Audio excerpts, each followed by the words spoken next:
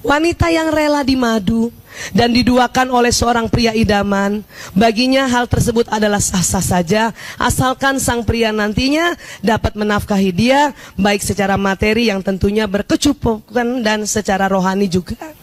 Ya, siapa yang diantara kita sudah rela dimadu? Kalau ada perasaan tidak rela, sudah betul.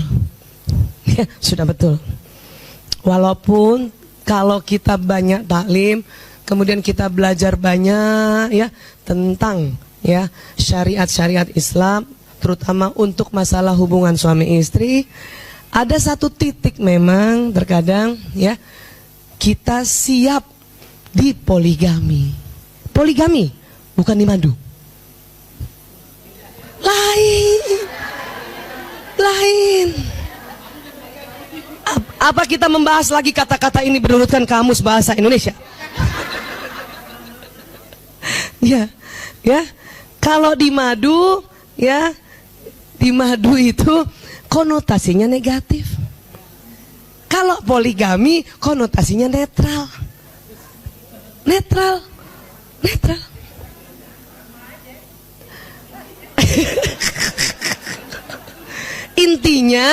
Intinya rela berbagi intinya. Tapi ibu dengar ya, ini kebetulan ya beberapa tahun ini saya terus belajar tentang neuroscience. Punten ya, maaf ya. Ternyata otak perempuan itu sesungguhnya, ini saya harus buka ya, supaya kita tidak melecehkan syariat kita yang membolehkan poligami. Ternyata otak perempuan ya itu bersedia sharing atau berbagi. Iya. Coba ibu bersedia berbagi gak dengan anak-anak kalau ada makanan? Nah itu maksudnya.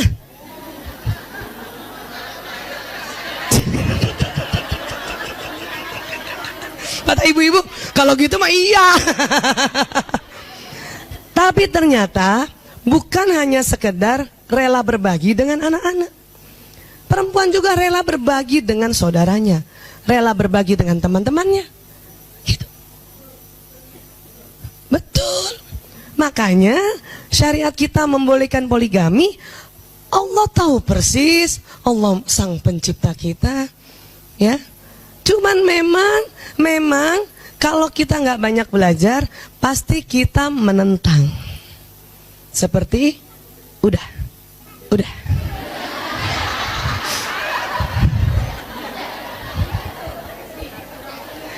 Itu kurang belajar. Paham ibu ya? Udah bu. Udah. Kurang belajar tuh. Saya sendiri merasakan di titik masuk usia menopause ya, ada rela berbagi. Itu aneh ya. Kenapa?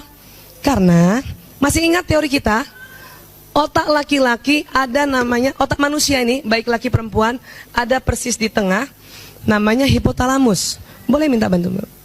Bisa? Ya, hipotalamus ingat ya? Yang di tengah sini, ya. Hipotalamus laki-laki kan 2,5 kali lebih besar dari perempuan. Ya, nah, hipotalamus itu tugasnya atau fungsinya satu, menjaga keamanan. Menjaga keamanan dirinya, keamanan istrinya, anaknya, keluarganya, keamanan ekonomi. Bahkan ya suami yang tugasnya untuk bekerja negara juga menjaga keamanan negara. Ya, itu. Namun hipotalamus juga fungsinya adalah ya untuk makan dan minum. Oke? Kalau laki-laki besarnya 2,5 kali dari perempuan, berarti siapa yang lebih cepat lapar dan haus? Laki-laki. Maka biasanya laki-laki ya seneng banget kalau istrinya memenuhi kebutuhan itu, makan minum. Waktu itu pernah saya ceritakan, pantang nasehatin anak laki dalam keadaan dia lapar. Bu, ingat ya. Dan kalau suami pulang biarpun tengah malam, kata-kata yang paling indah dan pas di otaknya adalah, sudah makan ya? Abi udah makan? Walaupun kita tahu dia udah makan, tanya aja. Supaya untuk kebutuhan ini otak nih. Paham ya Bu? Kadang saya juga gitu, jam datang dia jam pulang jam 2. Udah makan ya? Udah. Alhamdulillah. Jam 2. Udah makan ya? Belum.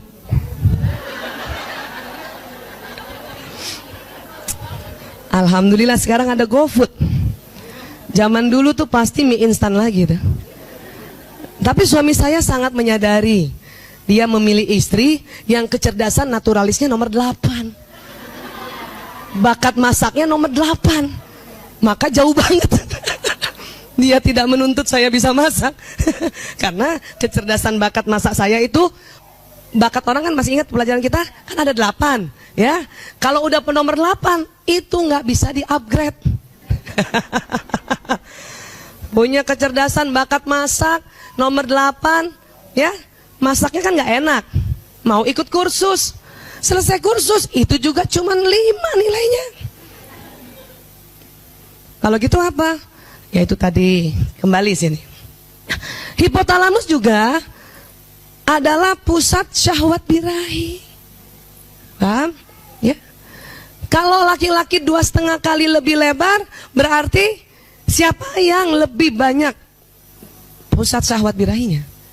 Laki-laki. Kenapa ya laki-laki begitu? Satu, maaf, sunnatullah, fitrahnya. Terus kita ada yang mikir lagi nih kalau yang terlalu kritis. Kenapa Allah bikin gitu?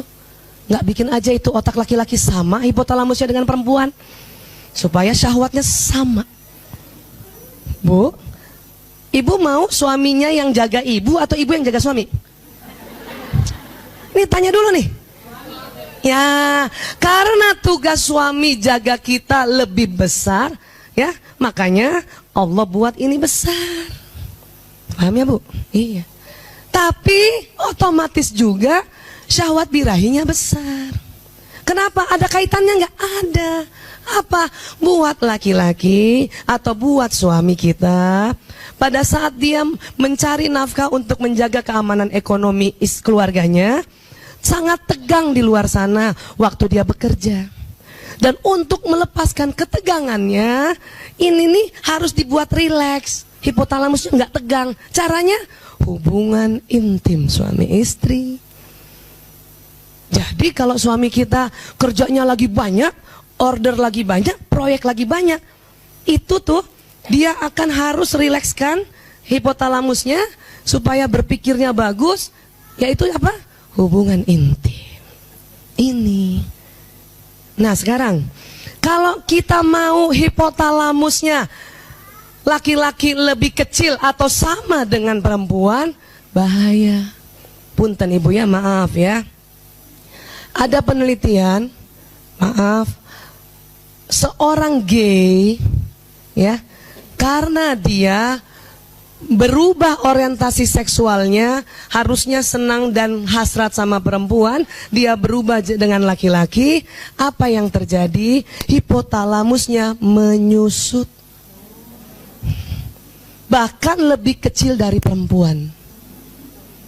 Dengar ya, hipotalamus pria normal atau normatif 2,5 kali dari perempuan. Nah dengar lagi, hipotalamus pria normatif 3 kali lebih besar dari gay. Tapi jangan dibalik, Bu Aisyah, apa jangan-jangan dia lahir hipotalamusnya memang sudah kecil, makanya jadi gay? Bukan, gabungkan. Aslinya sama. Tapi karena ya pelepasan hasrat seksualnya bukan pada pasangan yang sesungguhnya yaitu wanita, maka lama-lama hipotalamusnya mencium. Makanya punten ya, maaf ya, gay itu ya nggak nafsu makan juga kan? Kenapa? Hipotalamus menciut. Tadi hipotalamus apa? Pusat lapar dan haus kan? Saya beberapa kali lihat pasien gay itu nggak makan, paling minum doang. Supaya apa? Tetap six pack. paling minum susu protein tinggi. Kenapa? Ini sudah menciut, udah mengkerut. Otomatis ya, fungsi dia menjaga keamanan dirinya atau keluarganya mengecil, berkurang. Pilih mana ibu suaminya?